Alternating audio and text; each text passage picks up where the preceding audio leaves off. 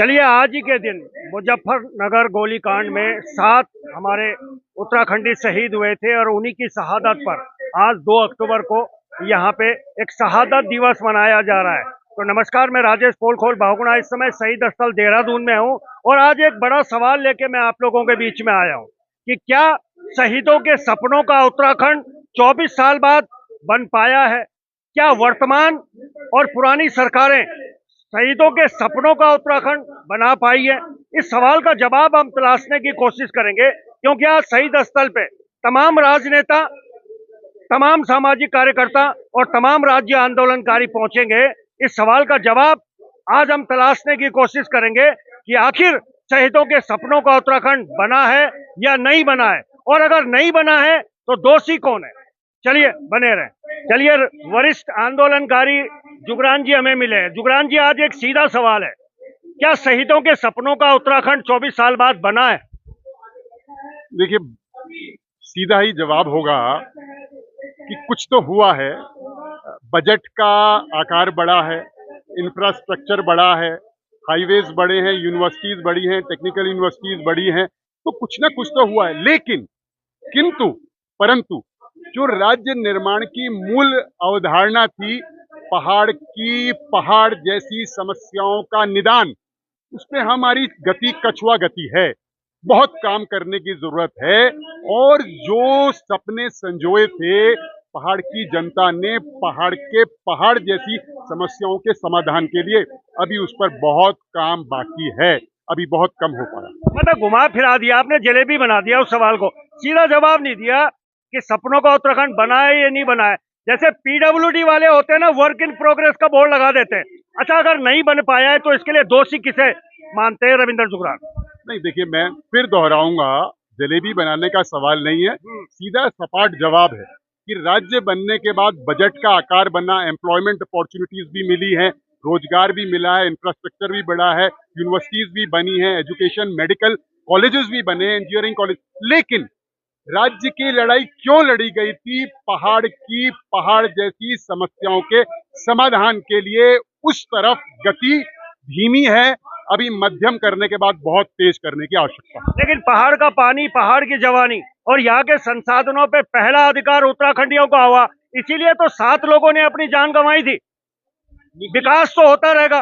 निश्चित रूप में ये सीमांत प्रदेश है, चाइना और नेपाल से लगा हुआ है, एक तरफ भूटान भी है, तो निश्चित रूप में सामरिक दृष्टिकोण से भी पहाड़ के अंदर पहाड़ का जो पानी है, गंगा और यमुना और सरयू, इसके अलावा भी और जो नदियां हिमालय से निकलती हैं, इसके अलावा भी दुनिया भर के संसाधन हैं। हिमालय के अंदर जो संसाधन हैं वो दुनिया में किसी पर्वत के अंदर नहीं है। तो अभी भी वो लड़ाई, संघर्ष जारी है कि पहाड़ की जवानी और पहाड़ के पानी का नियोजन उत्तराखंड के लोगों के लिए 100% हो। बहुत बहुत धन्यवाद समय देने के लिए जी। चलिए, रविंद्र जुगरान जी ने एक बहुत अच्छी बात कही है कि वर्क इन प्रोग्रेस। जैसे आज भी हम बहुत से लोगों को चिन्हीकरण की मांग उठाते हुए देखेंगे, 24 साल बाद भी वो अपना चिन्हीकरण करा रहे हैं। ठीक वैसे ही हमारा शहीदों के सपनों का उत्तराखंड भी चिन्हीकरण मांग रहा है, लेकिन ना तो चिन्हीकरण शहीदों के सपनों का हो पा रहा है और न ही चिन्हीकरण उन राज्य आंदोलनकारियों का हो पा रहा है। चलिए कुछ और लोगों से बातचीत करेंगे, तो बने रहे।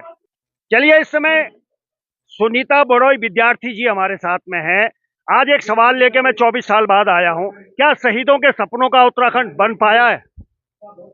देखिए, पूरी कोशिश जारी है और सभी सरकारों ने थोड़ा थोड़ा इनिशिएटिव लिया है, लेकिन अभी बहुत ज्यादा जिम्मेदारी सिर पर है, क्योंकि जिस प्रकार से हम देख रहे हैं अभी रामपुर तिराहा कांड में जो है अभी न्याय पूरी तरीके से नहीं हुआ है, तो हम यही कोशिश कर रहे हैं कि जल्द से जल्द न्याय मिले, ताकि हमारे उन पूर्वजों को, हमारे जो बलिदानी शहीद हैं उनको, क्योंकि उनकी आत्मा को शांति तभी मिलेगी जब उनको न्याय मिलेगा। ये बहुत ज्यादा जरूरी है। और उत्तराखंड की जो उन्होंने उस वक्त जो सपना देखा था, उसको लेकर काम कर रहे हैं, सरकारें भी काम कर रही हैं अपने स्तर पर, और सभी राज्य आंदोलनकारी जितने भी हमारे परिवार हैं वो भी लगातार जो है। 24 साल हो गए काम करते करते। 24 साल में तो बच्चा जवान हो जाता है, शादी भी हो जाती है उसकी। अगर नहीं बन पाया है शहीदों के सपनों का उत्तराखंड, दोषी कौन, किसे मानती है दोषी? देखिए, दोषी तो हम सभी मैं कहूँगी कि हम सभी हैं, क्योंकि कहीं न कहीं कोई कमी रही होगी, तभी अभी तक जो है वो सपना पूरा नहीं। कमी कहाँ रही होगी? जनता की कमी है, सरकारों की कमी है? नहीं, मैं ये कहूँगी कि कोशिश सभी ने की है, चाहे जनता है, चाहे सरकारें हैं, सभी की कोशिश रही है। लेकिन फिर भी अभी भी और मजबूती से हमें आगे आना होगा और उनके सपनों के उत्तराखंड की दिशा में आगे बढ़ना होगा, क्योंकि जिस प्रकार से उन्होंने जल, जंगल, ज़मीन की जो लड़ाई लड़ी थी, उस पर जिस प्रकार से अभी डेमोग्राफिकल चेंज हो रहे हैं, वो बहुत बड़ी चुनौती बन रही हैं। और जो भू कानून है, जो मूल निवास है, जो हमारा हमेशा से रहा है, तो अब हम लोग उस दिशा में कितना मजबूती से आगे बढ़ रहे हैं, किस प्रकार से सशक्त कानून बनाकर उत्तराखंड के हित में कर रहे हैं, वो बहुत ज़्यादा ज़रूरी है। तो सरकारें बहुत बेहतर काम कर रहे हैं और लेकिन बेहतर काम कर रही है तो फिर शहीदों के सपनों का उत्तराखंड बन क्यों नहीं पा रहा? हमारे साथ 3 अन्य राज्य भी एक साथ ही पनपे थे। आज उनको देखें और अपने आप को देखें, हम तो ठगा हुआ महसूस कर रहे हैं। नहीं, देखिए ऐसा नहीं है। 24 साल पहले जो उत्तराखंड था और जो आज का उत्तराखंड है, बहुत फ़र्क है। बहुत विकास हुआ है, बहुत सारी चीज़ें बदली हैं और क्योंकि हम जानते हैं जब हमारे भाई गाँव से झोले टाँग-टाँग के लखनऊ जाते थे और कभी रेलवे की पटड़ी पे सो जाते थे, कभी उनको 4-4 दिन रुकना पड़ता था। तो ये बहुत सारी विकास जो हैं भारतीय जनता पार्टी, चाहे कोई भी दल रहा, उन्होंने किया है। लेकिन फिर भी हम ये चाहते हैं कि हमारा जो देवभूमि उत्तराखंड का स्वरूप है, वो उसी स्वरूप में रहना चाहिए और उसके लिए हमें जितने सख्त और जितने सशक्त कानून लाने पड़े, हमें उस दिशा में आगे बढ़ना चाहिए, तभी हम कहेंगे कि हमारे सपनों का उत्तराखंड बना। एक अंतिम सवाल और है, शहीद चाहते थे कि जड़ जंगल जमीन पे पहला अधिकार उत्तराखंडियों का हो और उसी के लिए भू कानून और मूल निवास की मांग चल रही है। कितना जायज मानती हैं इस मांग को? देखिए, मैं पूरी तरीके से जायज़ मानती हूँ और पूरी तरीके से संतुष्ट भी हूँ इस बात से, क्योंकि हमारा हक है और हमारा हक हमसे कोई छीन नहीं सकता।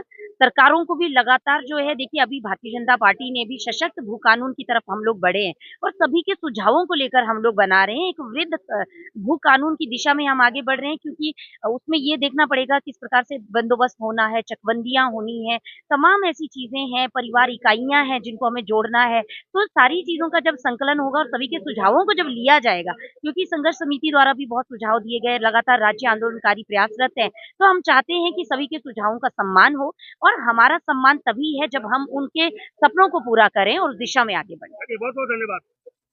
चलिए, अब मोहन सिंह रावत जी हैं जो राज्य आंदोलनकारी हैं। वैसे राज्य आंदोलनकारी और पेंशन धारक 12,000 से ऊपर है, लेकिन एक कड़वा सत्य यह भी है कि जब राज्य के लिए आंदोलन होता है तो वो 12,000 की संख्या कम ही देखने को मिलती है, उसमें से कुछ ही लोग पहुंचते हैं, लेकिन रावत जी हर जगह पहुंचते हैं। रावत जी, आज एक सीधा सवाल है, क्या शहीदों के सपनों का उत्तराखंड 24 साल बाद बना है? शहीदों का उत्तराखंड, जो जैसा उत्तराखंड हम बनाना चाहते हैं, वो आज भी नहीं बना। मूल निवास पहली प्राथमिकता थी, लेकिन यहाँ की सरकारों ने स्थायी निवास खोल करके बाहर के लोगों को, बाहरी राज्यों के लोग यहाँ पर आ गए हैं, जो स्थायी निवास प्रमाण पत्र बना करके न जाने एक नहीं, दो नहीं, 3-3 बार पहले तो नौकरी लगे और प्रमोशन पाके, इसका हम पुरजोर विरोध करते हैं। इसके लिए दोषी कौन है? अगर शहीदों के सपनों का उत्तराखंड नहीं बना है, दोषी कौन? इसके लिए निश्चित रूप में जो सत्ता में बैठे अधिकारी हैं और सत्ता में बैठे जो भी सरकारें आई, वो सरकारें आज भी वो इसके दोषी हैं। चलिए ठीक। चलिए, अब निर्मला बिष्ट जो राज्य आंदोलनकारी हैं और जानी जाती हैं अपनी बेबाकी के लिए, और राज्य के लिए जिन लोगों ने अपनी जान गंवाई है वो भी बेबाक थे। निर्मला बिष्ट जी, क्या शहीदों के सपनों का उत्तराखंड बन पाया है? देखिए, ऐसा है कि 94 में आंदोलन हुआ और यहाँ के नौजवान लड़के और महिलाएं ज्यादा करके भागीदारी, 80% महिलाओं की, बाकी बच्चों की भागीदारी रही। उनकी भागीदारी इसलिए रही है बच्चों की कि जो आरक्षण को लेके यहाँ आंदोलन उठा था, वो हम ये चाहते थे कि हमारी यहाँ पे जो रोजगार है हमें मिलना चाहिए। एक दूसरा, हम ये महिलाएं इसलिए आई कि यहाँ पे शराब जैसी चीज यहाँ से हटनी चाहिए। हमारे पहाड़ में जल जंगल जमीन पे हमारा अधिकार होना चाहिए। इसको लेके हम लोगों ने तमाम यहाँ पे आंदोलन किया। राज्य बना, किसी की भीख नहीं दी किसी ने, हमने हक से लिया है, कुर्बानियों से लिया है। आज के दिन महिलाओं के साथ जो कांड हुआ है, यहाँ के नौजवान साथी जो मारे गए हैं, शहीद हुए, उसके ऊपर हमें राज्य मिला है। किसी की देन नहीं है, ना भाजपा की देन है, ना कांग्रेस की देन है, ये हमारी देन है जो हमने संघर्ष किया है। लेकिन दुख इस बात का होता है कि राज्य बनने के बाद जो हम लोगों ने हमारी जो मांगे भटकी है, हम लोगों ने अपनी मांगों को भटकाया है। हम लोग बंटे हैं, इसलिए बंटे हैं। कोई कहता है हमें आरक्षण चाहिए, कोई कहता है हमें चिन्हीकरण चाहिए। तो हमारा ये कहना है कि इसकी भी एक समय सीमा होगी ना। आप चिन्हीकरण भी मांग करोगे तो समय सीमा होगी, 2 साल, 4 साल, 6 साल, 8 साल, 10 साल, 20 22 साल हो गए। तो क्या हमारे बाकी जो हमारे जो मांगे हैं, क्या वो दरकिनारे होंगी? राजधानी का मुद्दा ऐसी की ऐसी 3 राजधानियां बनने जा रही है। देहरादून में है, गैरसैंण में है और अब रायपुर में भी कह रहे बनने जा रही है।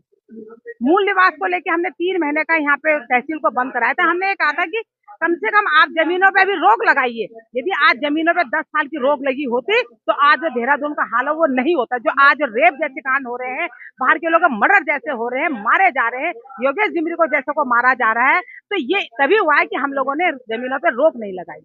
हमारा ये कहना था कि भाई 2000 अभी जो तत्काल जो 2018 का जो त्रिवेंद्र ने यहाँ पे लागू किया तो उसको निरस्त करे, पहले उसको निरस्त करे। और हम ये चाहते कि मूल निवास, अभी ये कह रहे हैं कि जमीनें पहाड़ों के अंदर 2.5 गज दे सकते, किसको मिलेगी वो 2.5 गज? मूल निवासियों को कि बाहर के लोगों को? लड़ाई तो यही है ना हमारी, किसको मिलेगी? यदि तुम्हें अस्थायी और अस्थायी लोगों को ही देना है तो फिर मूल निवास किस चीज का? हमारा किस चीज का मूल निवास है? हम ये चाहते हैं कि बाहर के अंदर जो जमीन लोग ले वो मूल निवासी ले, यहाँ के जो यहाँ का मूल निवासी वो ले। आप कहीं नहीं, आपकी भावनाएं खत्म हो चुकी है पहाड़ के प्रति। यहाँ की जितनी सरकारें आई, चाहे कोई भी सरकार है, भाजपा है, कांग्रेस है, यूकेडी भी आई हो, जिन्होंने भाजपा के टाइम पे उसके साथ गठबंधन किया और कांग्रेस आई तो उसके साथ गठबंधन किया, ऐसी पार्टियों को हमें नकारना चाहिए, समझना चाहिए कौन उत्तराखंड का हितैषी है, कौन है उत्तराखंड के लिए लड़ने वाला। चलिए ठीक है, चलिए साफ तौर से मार्क भी किया है उन्होंने कि दोषी तमाम वो राजनीतिक दल हैं जिन्होंने सत्ता के लिए यहाँ कुर्सी संभाली है। चलिए इस सवाल का जवाब कुछ और लोगों से तलाशने की कोशिश करूंगा कि क्या शहीदों के सपनों का उत्तराखंड बना है, अगर नहीं तो दोषी कौन। चलिए, शहीदों के सपनों का उत्तराखंड ढूंढने की कोशिश लगातार 24 साल बाद जारी रहेगी, 25 साल बाद भी जारी रहेगी और मुझे लगता है कि 30 साल बाद भी मैं शहीदों के सपनों को ढूंढने की ऐसे ही कोशिश करूंगा। अब आप ये मत कह दीजिएगा मैंने ये भविष्यवाणी कैसे करी है, क्योंकि शहीदों के सपनों का उत्तराखंड बनाने के लिए आपके अंदर नियत और नियति की सख्त जरूरत है। चलिए आगे बढ़ते हैं।